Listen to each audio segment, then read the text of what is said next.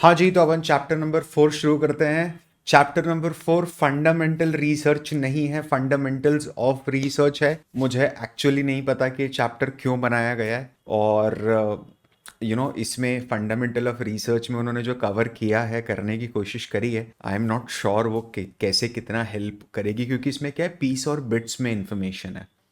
ठीक है, यहाँ पर आइडियली मेरे हिसाब से इन लोगों को एक फ्रेमवर्क देना चाहिए था कि कैसे एक रिसर्च इनिशिएट की जाती है, बट इन एनी वेज अपन देखते हैं कि इस करिकुलम के अंदर हमें क्या क्या दिया हुआ है। तो ये ब्रॉडर टॉपिक है जिनको अपन पढ़ेंगे। नंबर 1 इज कि इन्वेस्टिंग क्या होती है।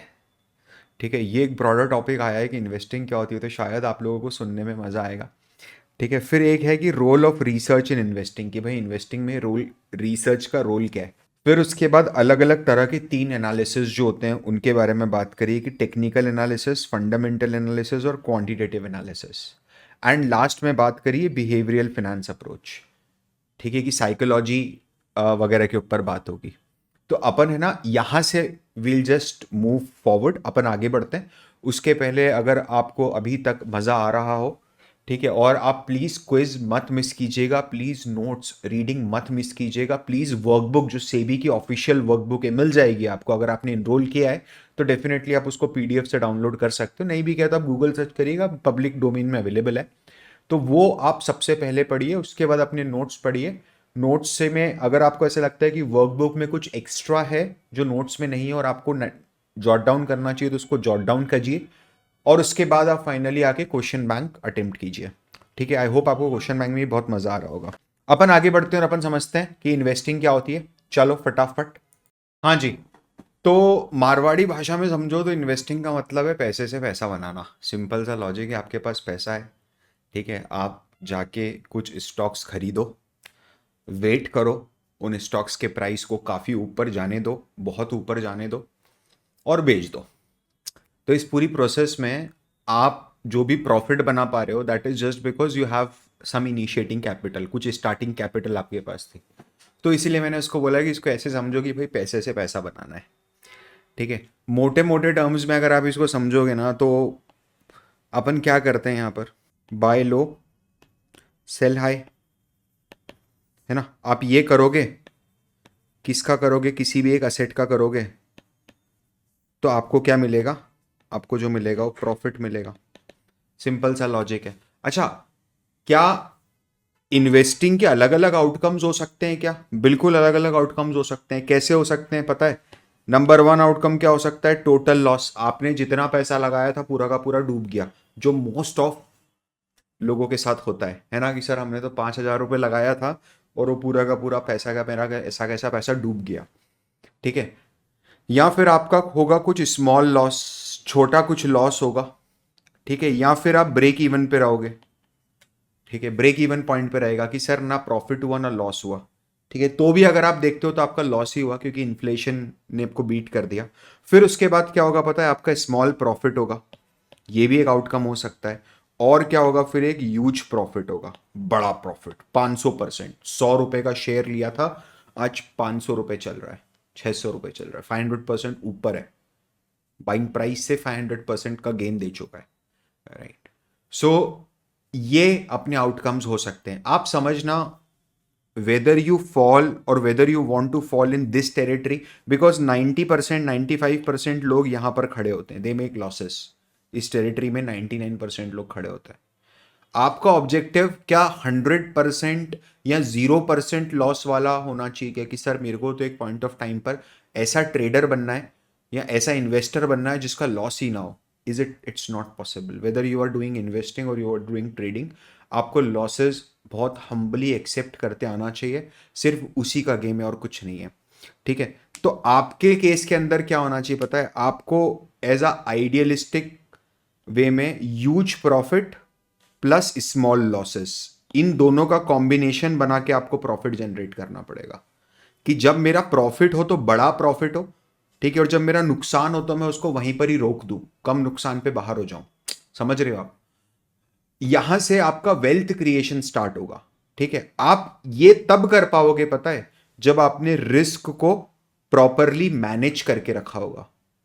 जब आपने अपनी रिस्क को मैनेज करके रखा होगा। रिस्क मैनेजमेंट पे बात होगी, पूरा एक चैप्टर है आगे डेडिकेटेड रिस्क एंड रिटर्न पे, बट मैं यहां पर आपको एक बहुत बेसिक टर्म में समझाने की कोशिश करता हूं कि भाई रिस्क को आप कम कैसे कर सकते हो। रिस्क को कम करने का क्या मतलब है कि आप सेफ्टी को इंश्योर कर रहे हो। अगर आप रिस्क कम कर रहे हो तो यू आर इंश्योरिंग सेफ्टी। तो वो कैसे हो पाएगा पता है? That can happen only through two aspects. First is studying, studying बोल दो या इसको रीडिंग बोल दो, ठीक है। And second is analysing. ये दो चीजें आपको करनी पड़ेगी अगर आपको टॉप 1% में खड़े होना है। तो देखो यार, पैसा, कोई आपने टेलीग्राम पे कोई ग्रुप देख लिया जहां पर 2-2, 4-4, 5-5, 10-10 हजार रुपए की स्क्रीनशॉट वो डाल देते हैं उनके पार्टिसिपेंट के, ठीक है। या कोई टिप वाला है, भले whether it is SEBI registered और नॉट, डज नॉट मैटर, ठीक है। क्या होता है ना यार, एक पॉइंट ऑफ टाइम के बाद है ना, वो आपको सिर्फ पैसा बना के दे सकते हैं, वहां से बड़ा पैसा नहीं बनेगा। You will make money through that but you can not be wealthy, right. आप पैसा वाले बन सकते हो, अमीर बन सकते हो, बट वो बोलते हैं ना जिसको कि वेल्दी है, वो कभी नहीं हो पाएगा वहां से। वो सिर्फ आप जब अपने कन्विक्शन से अपना बड़ा पैसा मार्केट में लगाओगे ना, और इसको लंबी जर्नी समझना, मतलब अगर आप आज से शुरू कर रहे हो, ठीक है, तो सेविंग्स तो आपको डे 1 से शुरू करनी चाहिए। आपको एसआईपी डे 1 से शुरू करनी चाहिए, आज से एसआईपी शुरू करनी चाहिए। अपन कभी कोई और सेशन लेंगे, मैं बात करूंगा that you know a 20 year old how he should start investing. एक 20 ईयर ओल्ड को कैसे इन्वेस्टिंग शुरू करनी है, एक 18 साल के लड़के को कैसे अपना करियर बनाना है, ठीक है, तो उसके ऊपर अपन बात करेंगे, ठीक है। एंड आप जितना ज़्यादा रीडिंग करोगे ना, जितनी ज़्यादा एनालिसिस करोगे, आप उतना ज़्यादा, आप समझना कि आप अपनी रिस्क को कम करते जाओगे। आपकी probability of huge profits and small losses will increase drastically. I you getting my point? क्या आपको समझ में आ रहा है? आप ये समझो कि ये तो इन्वेस्टिंग करके आप पैसा कमा रहे हो ना। अब इन्वेस्टिंग में क्या होता है पता है? इन्वेस्टिंग में आप कंपनी के बिजनेस को खरीदने की कोशिश करते हो। आप ये देखते हो कि अच्छा, कंपनी का बिजनेस कैसा परफॉर्म कर रहा है, ठीक है, क्या कंपनी का बिजनेस जिस इन्वायरमेंट में ऑपरेट कर रहा है, जो सेक्टर में ऑपरेट कर रहा है, अभी जो इकोनॉमिक कंडीशंस है जिसमें बिजनेस ऑपरेट कर रहा है, क्या ये मेरे लिए फ्यूचर में वैल्यू बना पाएगा? समझ रहे हो? क्या बिजनेस के पास कोई एक्स्ट्रॉर्डनरी एडवांटेज है क्या जो इसके कॉम्पिटिटर्स के पास नहीं है? कोई पेटेंट फेटेंट है क्या कंपनी के पास, राइट? कोई कंपनी के पास एक्स्ट्रॉर्डनरी प्राइसिंग पावर है क्या? कंज्यूमर प्रेफरेंस है क्या? अमूल, अब अमूल के पास सबसे बड़ी ताकत बताऊं क्या है? अपन लोग जो अमूल का मक्खन खाते हैं। बिकॉज मैं नहीं तैयार कि मैं अमूल के अलावा कोई दूसरा मक्खन खाऊं। मैंने खाया है ब्रिटानिया, आखिरी बार कब खाया याद नहीं है, ब्रिटानिया का मक्खन आता है, आपको पता हो तो। Again, right, it's just that कि अमूल का प्रेफरेंस इतना स्ट्रांग है that I don't have any reason to make a switch from Amul to any other butter company, right? That is what it is. समझ रहे हो? तो कंपनी के पास ये है कि ये सब करते हुए जब आप करते हो ना, उसको आप इन्वेस्टिंग बोलते हो। यहां पर आप स्टॉक लेते हो and you took it for a long period of time, ठीक है। यहां पर आपका जो ऑब्जेक्टिव होता है ना, वो छोटा गेन कमाना नहीं होता है कि मैं 5%, 10%, 15%, 20% कमा के बाहर हो जाऊंगा। That is not investing. Investing आप देखते हो कि मैं कंपनी का बिजनेस डबल करूंगा, ट्रिपल होगी मेरी कंपनी का बिजनेस, उसको इन्वेस्टिंग बोलते हैं। अपन ये समझते हैं कि इन्वेस्टिंग और ट्रेडिंग बिल्कुल अलग अलग है। इन्वेस्टिंग, अब यहां पर देखो यार, ऐसा नहीं होता है। क्या होता है ना, investing is more about approach rather than a tenure. Like for example, अगर मैं आपको एक एग्जाम्पल बताऊं कि आपने पूरा प्रॉपर एकदम Warren Buffett value investing style के अंदर proper thorough equity research perform किया किसी कंपनी का और आपने उसको खरीदा, खुद खरीदा, राइट? नाउ जब आपने उसको खुद खरीदा तो आपको ये देखना चाहिए कि आपने इस समय इन्वेस्टिंग करी क्योंकि आपका ऑब्जेक्टिव उसको लॉन्ग टर्म तक होल्ड करने का था। लेकिन कंपनी में कुछ स्टोरी चेंज हो गई, सडनली कंपनी के अंदर नेगेटिव पॉइंट्स आना शुरू हो गए जो आप शायद अवॉइड कर गए थे, नई नई चीजें आना शुरू हो गई और आपने 1 साल के बाद उसको एग्जिट कर दिया। तो आप ये नहीं, या 6 महीने के बाद एग्जिट कर दिया, 3 महीने के बाद एग्जिट कर दिया, तो आप ये नहीं बोल सकते ना कि वो ट्रेडिंग है, राइट? तो आइडली इन्वेस्टिंग का टेनोर से कोई लेना देना नहीं, इट इज जस्ट अप्रोच, ठीक है। दोनों ही अप्रोच है, इनका कोई टेन्योर से लेना देना नहीं है, ठीक है। लेकिन अब ये करिकुलम के लिए आप याद रखना कि 5 से 15 साल तक, ठीक है, 5 to 15 years is investing and trading में ये बोलता है शॉर्ट टाइम। अब शॉर्ट टाइम क्या क्या हो सकता है देखना। शॉर्ट टाइम में क्या इंट्राडे हो सकता है क्या, कि आज ही खरीद के आज ही बेच दिया, आज ही खरीदा था, थोड़ा सा ऊपर आया, तो यहां पर आप कितने परसेंट के लिए खेल रहे हो? 0.25%, 0.5%, 1%, 2%, 3% मैक्स, और क्या। ठीक है, फिर क्या होता है, एक होता है BTST कि आज खरीदा और कल बेचा, तो वो ओपनिंग मूव के लिए खेलते हैं कि ओवरनाइट गेन मेरे को मिलेगा। इसमें ओवरनाइट रिस्क भी रहता है। यहां पर आप कितने परसेंट के लिए खेलते हो, 2%, 3%, 4%। ठीक है, फिर क्या होता है, स्विंग ट्रेडिंग। स्विंग ट्रेडिंग के अंदर क्या करते हो आप, स्विंग ट्रेडिंग के अंदर आप आज स्टॉक खरीदते हो, उसको हफ्ते, 2 हफ्ते, 3 हफ्ते, 4 हफ्ते, 5 हफ्ते, 1 महीना, 2 महीना, 3 महीना होल्ड करते हो और बेच देते हो। ठीक है, यहां पर आपका अप्रोच बताऊं क्या होता है, यहां पर आपका अप्रोच होता है स्टडी एनालिसिस ऑफ प्राइस, कि आप प्राइस की स्टडी और एनालिसिस करो। दोनों में एनालिसिस है, इधर है study and analysis of business and investing, और ट्रेडिंग में है study and analysis of price. Speculation में बताऊं क्या है, सुन, एक खबर आई है क्या, फला कंपनी में मर्जर होने वाला है, खरीद ले। अब यहां पर आपने ना study of analysis of business किया, ना study and analysis of trade, आपने प्राइस किया। आपने क्या करा पता है, आपने यहां पर न्यूज बेस्ड परचेस करी। मोस्टली बाइंग वही होती है क्योंकि आपको सेलिंग के अंदर तो अपॉर्चुनिटी मिलेगी नहीं, जीरो हो चुका होगा वो। ये स्पेक्यूलेशन होता है, सट्टा। इसको क्या बोलेंगे अपन, इसको अपन बोलेंगे सट्टा। समझ रहे हो आप, क्या ये समझ में आया आपको। ठीक है, ट्रेडर कैसे प्रॉफिट अर्न करेगा, कोई भी एक ट्रेडर होगा वो कैसे प्रॉफिट अर्न करेगा पता है, समझिए। ट्रेडर सबसे बेसिक चीज है कि it's a difference between buying price and selling price. ठीक है, एंड सेलिंग प्राइस, इसके बीच का डिफरेंस है, तो समझ में आ रहा है। ये डिसाइड कौन करता है, समझना। जैसे फॉर एग्जाम्पल, क्या ऐसा हो सकता है कि यार एक पर्टिकुलर स्टॉक है जिसके बारे में आज वो 5% ऊपर है, समझना 5% ऊपर है। आप आए, आपने देखा, आप गूगल न्यूज पे गए, आपने कंपनी का नाम डाला और कुछ भी नहीं मिला आपको उस कंपनी के बारे में, कोई न्यूज नहीं है। ठीक है, देर इज नो रिजल्ट कि कोई कंपनी ने एक्वायर करा हो, कि कोई नई फंडिंग मिल गई, ऐसा कुछ भी नहीं आपको मिला। एंड वो जस्ट सरप्राइज, क्या ऐसा क्या हो गया कि 5% ऊपर है स्टॉक, बताऊं क्या हुआ। There were few set of people who are ready to buy that stock at a higher price than yesterday. समझना, कुछ लोग थे ऐसे, और वो कुछ लोग कई लाख लोग हो सकते हैं, कई हजार लोग हो सकते हैं, डिपेंड ऑन द स्टॉक, कि उन लोगों को ये स्टॉक कल से बढ़े हुए प्राइस में भी मिलता तो चल जाता। सर ऐसा कोई क्यों करेगा, क्या वो पागल है क्या, क्यों कल से, कल के मुकाबले ज्यादा प्राइस के अंदर।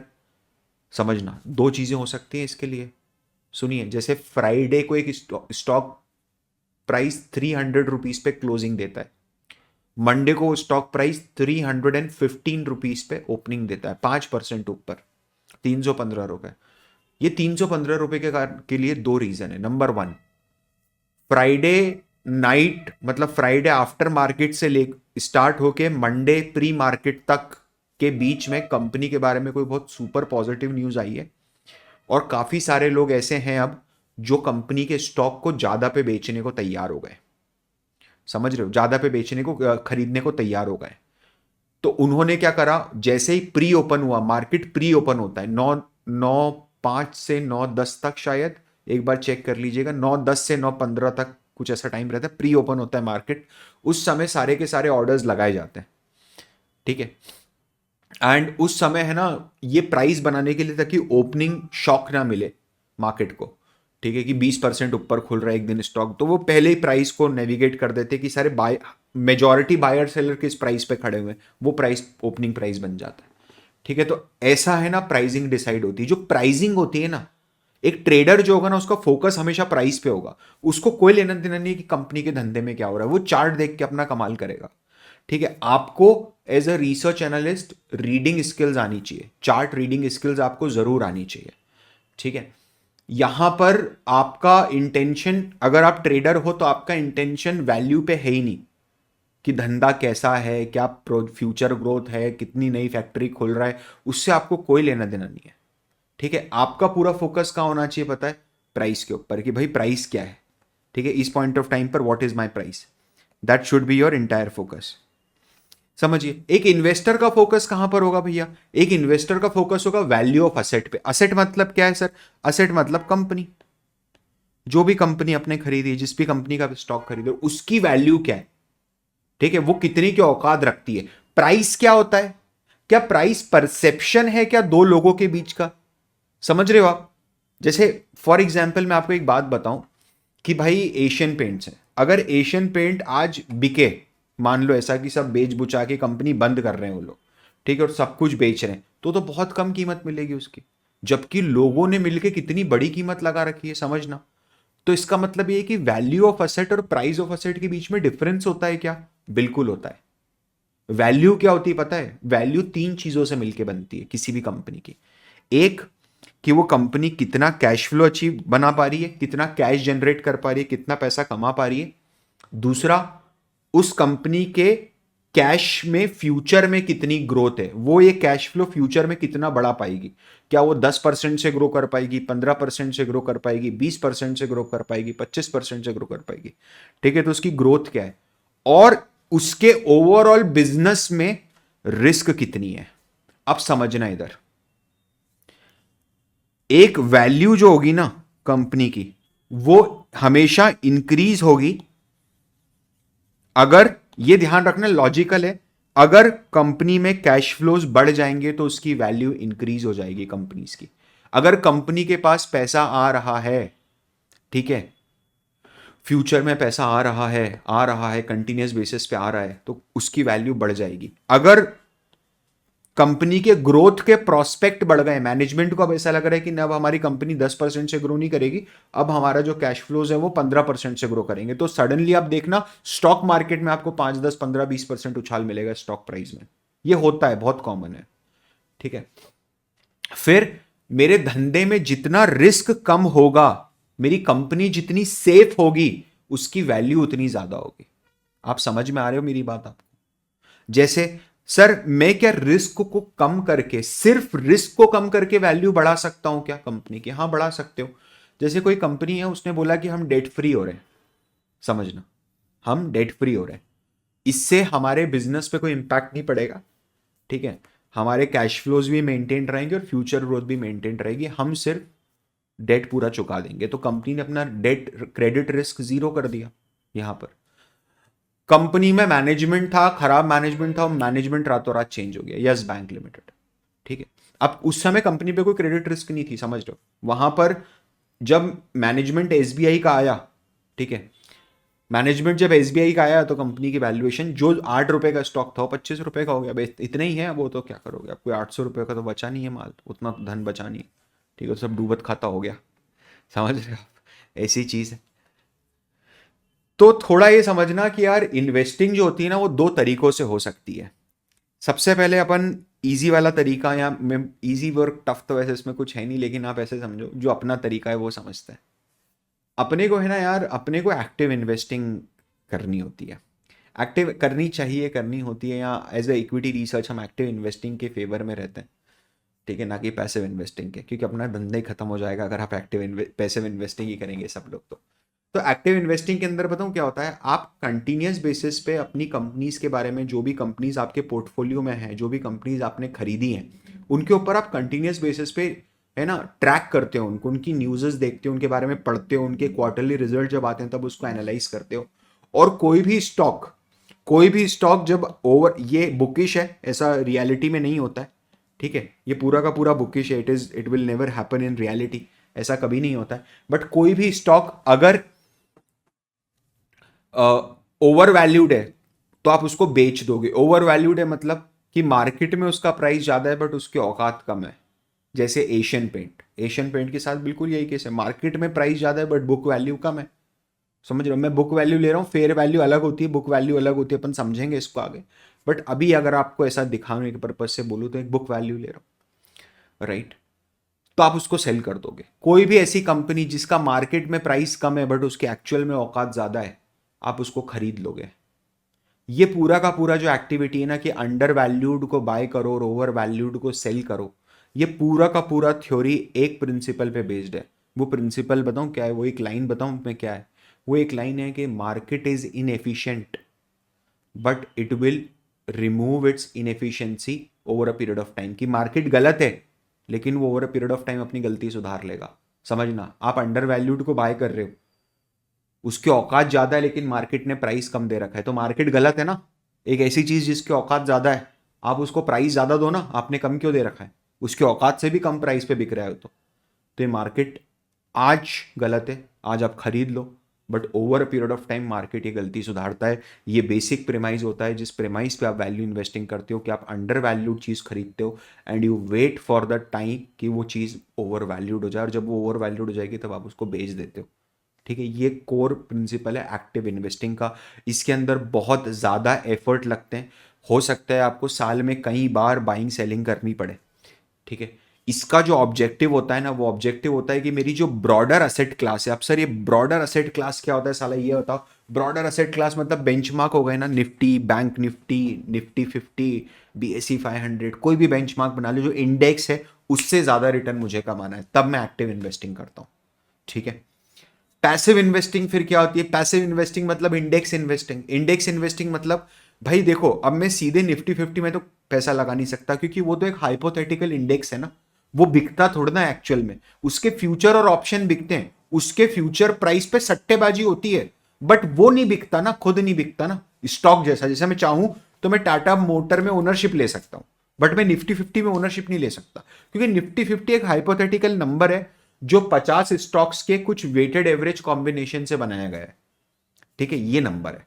नाउ प्लीज अंडरस्टैंड, मुझे अगर इंडेक्स में इन्वेस्ट करना है, क्योंकि क्या इंडेक्स जीरो हो सकता है? कभी नहीं हो सकता। आप समझना, निफ्टी 50 क्या चीज होती है? निफ्टी 50 का मतलब यह है कि हिंदुस्तान में जो टॉप 50 जो कंपनीज है मार्केट कैपिटलाइजेशन के हिसाब से, ठीक है, जिनकी मार्केट में औकात सबसे ज्यादा है, वैसी 50 कंपनीज जो है उनका इंडेक्स निफ्टी 50 है। अब इसमें से कोई भी कंपनी अगर वीकर परफॉर्म कर रही होगी ना, तो क्या होगा पता है? जो 51st नंबर पे कंपनी है वो 50th बन जाएगी, और जो 50th नंबर वाली कंपनी थी वो 51st बन जाएगी। तो ऑटोमेटिकली जैसे ही वो कंपनी हल्का सा वीक परफॉर्म करना शुरू करेगी, साल, 1.5 साल, 2 साल वीक परफॉर्म करेगी, वो ऑटोमेटिकली निफ्टी से बाहर हो जाएगी, और जो अच्छी कंपनी है जो राइज कर रही है वो आ जाएगी।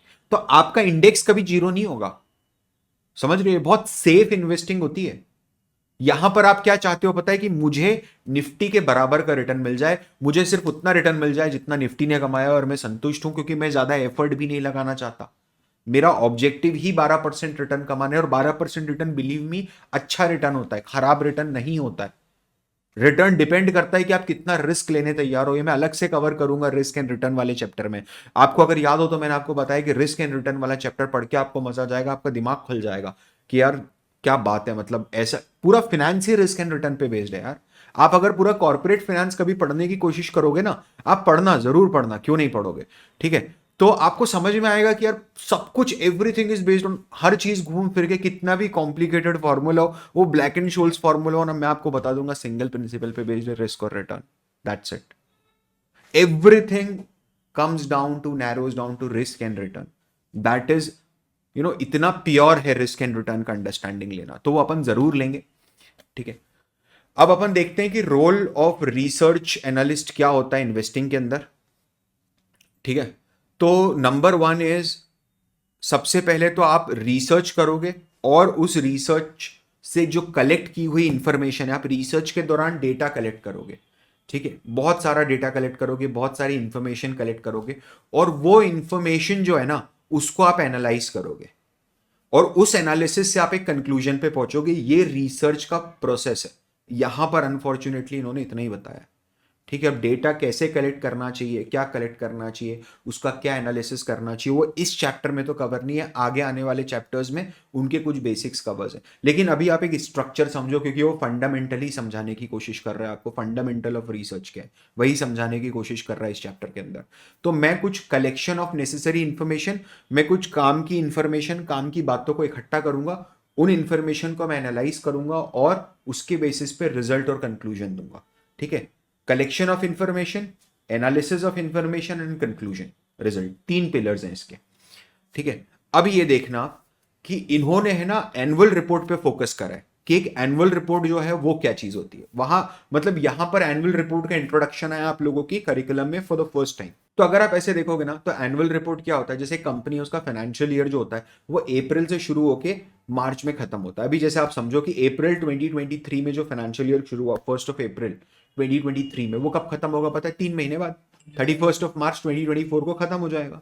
तो कंपनी के पास पूरा साल भर का बैलेंस शीट पीएनएल होगा, बिल्कुल होगा।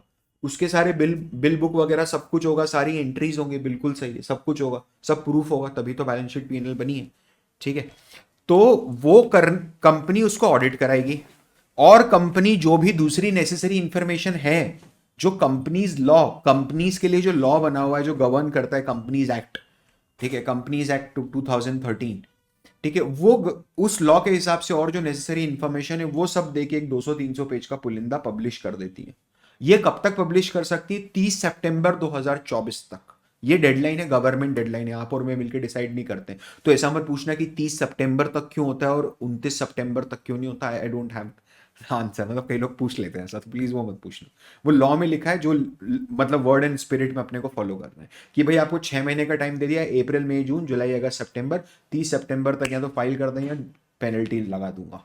समझ रहे हो? तो पूरा पुलिंदा होता है, it's a treasure of information actually, खजाना है वो इंफॉर्मेशन का। बट आपको ये समझना पड़ेगा कि उसके अंदर बहुत सारी इंफॉर्मेशन है, बट उसमें सारी इंफॉर्मेशन नहीं होती है।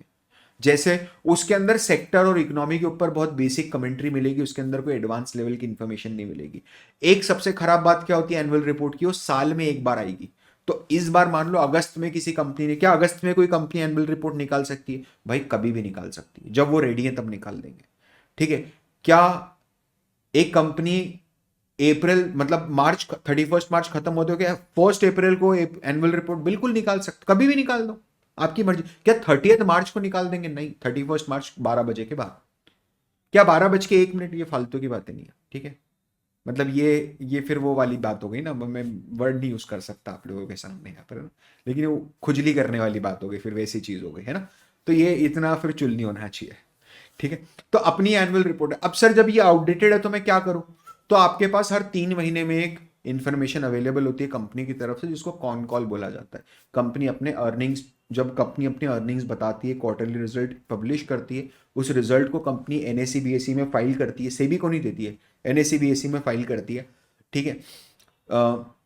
आरओसी के अंदर अगर रिटर्न फाइल करना है तो आरओसी की रिटर्न फाइलिंग, अगर एलिजिबिलिटी है क्वार्टरली रिटर्न्स की, तो वो फाइल करती है जो रजिस्ट्रार ऑफ कंपनीज है।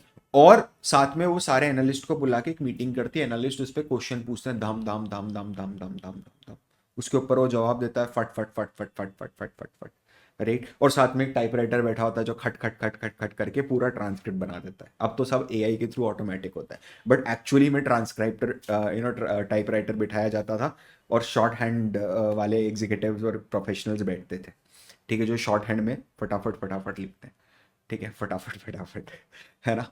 तो वो आपके लिए क्वार्टरली बेसिस पे। अच्छा, और कहाँ से आप डेटा कलेक्ट कर सकते हो किसी भी कंपनी? हम न्यूज़ से डेटा कलेक्ट कर सकते हैं। न्यूज़ बेस्ड इन्वेस्टिंग अलग है और डेटा कलेक्ट करना अलग है, ठीक है। क्या कंपनी के मैनेजमेंट से मिलकर आप डेटा कलेक्ट कर सकते हो? बिल्कुल कर सकते हो। क्या कंपनी की factory visit, office visit, management visit से डेटा कलेक्ट होगा? तो सर मेरे पास 4 शेयर हैं रिलायंस इंडस्ट्रीज के, और मैं कल गया था बीकेसी, मतलब बीकेसी मतलब, तो बोले जो रिलायंस का हेड ऑफिस है ना वहां पर गया था। तो बोला अच्छा, तो बोले क्या हुआ फिर? तो बोले गेट के बाहर गया और वो चौकीदार ने डंडा खट खट करके मारा सामने। क्या हुआ? तो बोले मुकेश से मिलना है। तो बोले कौन मुकेश? तो बोले मुकेश अंबानी मेरा पार्टनर है। तो बोले आपका पार्टनर है? आपके पार्टनर है? तो बोले हाँ हाँ मैं मालिक हूँ कंपनी का। बोले कौन सी कंपनी के मालिक हो आप? बोले ये जिसकी बिल्डिंग के तुम चौकीदार हो उस बिल्डिंग के हम मालिक हैं। तो बोले कैसे हो गए आप मालिक? तो बोले मेरे पास 4 शेयर है, इसलिए मैं रिलायंस इंडस्ट्रीज का मालिक हूँ। चौकीदार बोलता है, बोले बिल्कुल तेज चाल में निकलना है यहाँ से, मेरे पास 400 शेयर है, समझ रहे हो, और मेरे पिताजी के पास 4000 शेयर है। एक बार धीरू भाई ने पगार की जगह शेयर दिए थे। Are you getting my point? आपको थोड़ा ना जाने देंगे, एनालिस्ट को जाने देंगे ना। प्रोफेशनली वो कॉर्पोरेट लेवल पे कम्युनिकेशन होते हैं। अच्छा, क्या मैनेजमेंट भी ईगर होता है एनालिस्ट से मिलने के लिए? बिल्कुल। देखो यार, आप मान लो आप एक रेप्यूटेड इन्वेस्टमेंट फर्म हो, एक रिसर्च फर्म हो, से for example angel investment, Motilal Oswal, reputed firm है, ठीक है। अब उन्होंने रिक्वेस्ट करी मैनेजमेंट से कि भाई हम आपकी कंपनी के ऊपर रिसर्च कर रहे हैं और हमारे कुछ क्वेश्चंस हैं, तो आप ईमेल पे जवाब दे दें। तो उन्होंने बोले हाँ यस यस प्लीज प्लीज, उन्होंने ईमेल पे पूरा जवाब दिया। बोले that's okay, we have few more follow up questions, इसके बाद भी हमको कुछ और क्वेश्चन पूछने। Is it possible for us to visit your factory office और to meet your CEO CFOs और व्हाट नॉट। अब समझना, कंपनी को ये लगता है कि यार साले कहीं कुछ अनाप शनाप ना छाप दे, तो एक बार उसको टेस्ट द वाटर तो करो, देखो तो सही कि कितनी मिठास है, कितनी चाशनी है, कितनी खटाई है। समझ रहे हो आप? तो कंपनी क्या करती है, डेफिनेटली आपको बुलाएगी, आपको नहीं बुलाएगी। तो आप तो तेज चाल में बढ़ लो आगे, अपने लिए जो भी है वो न्यूज़ है। एक रिसर्च एनालिस्ट को है ना हमेशा इनसाइडर ट्रेडिंग से दूर रहना चाहिए। आप इनसाइडर ट्रेडिंग नहीं कर सकते। इनसाइडर ट्रेडिंग का मतलब बताऊं क्या है? इनसाइडर ट्रेडिंग का मतलब ये है, it is buying and selling. ठीक है, buying and selling of stock, buying and selling of the stock basis some information जो पब्लिक के पास अवेलेबल नहीं है। ऐसी कोई इंफॉर्मेशन जो पब्लिक के पास अवेलेबल नहीं है और सिर्फ आपके पास अवेलेबल है, और उसके बेसिस के ऊपर आपने बाइंग और सेलिंग कर दिया, ठीक है, तो ये that is not allowed. Like for example, एक कंपनी है जिसका सीईओ है, ठीक है, सीईओ है, सीईओ आपका दोस्त है बचपन का, कई बार आप मिलते रहते हो उससे, तो आप मिले, ठीक है, आप मिले कोल्ड ड्रिंक पीने के लिए मिले। सैटरडे नाइट थी, आपने उसको फ़ोन लगाया 5 बजे इवनिंग में कि बोले आज कोल्ड ड्रिंक पियोगे क्या? तो बोले हाँ पियेंगे। तो बोले क्या पियोगे? तो बोले थम्स अप पियेंगे बर्फ़ डाल के। तो बोले अच्छा ठीक है, तो फिर आ जाओ कोल्ड ड्रिंक पीते।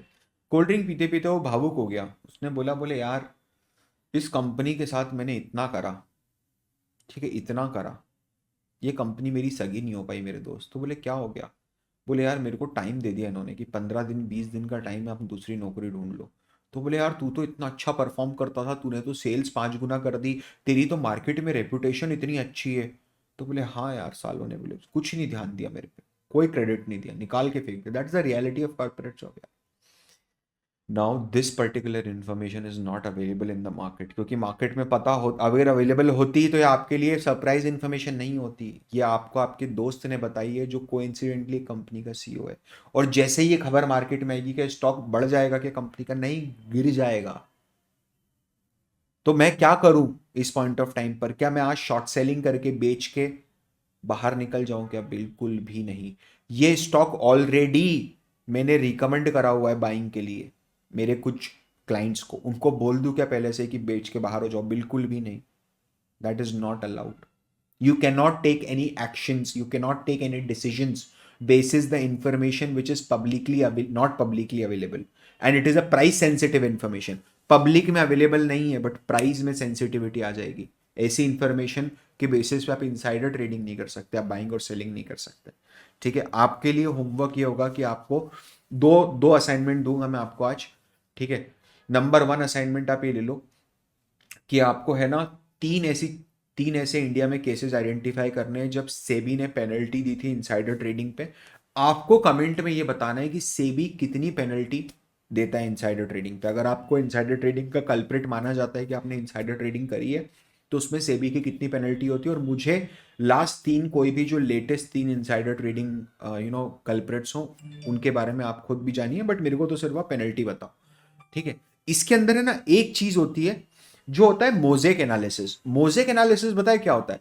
मोजेक एनालिसिस के अंदर है ना आप बहुत सारी इंफॉर्मेशन इकट्ठा करते हो और वो बहुत सारे टुकड़ों को जोड़ जोड़ के आप है ना ऑटोमेटिकली एक स्टोरी बनाते हो।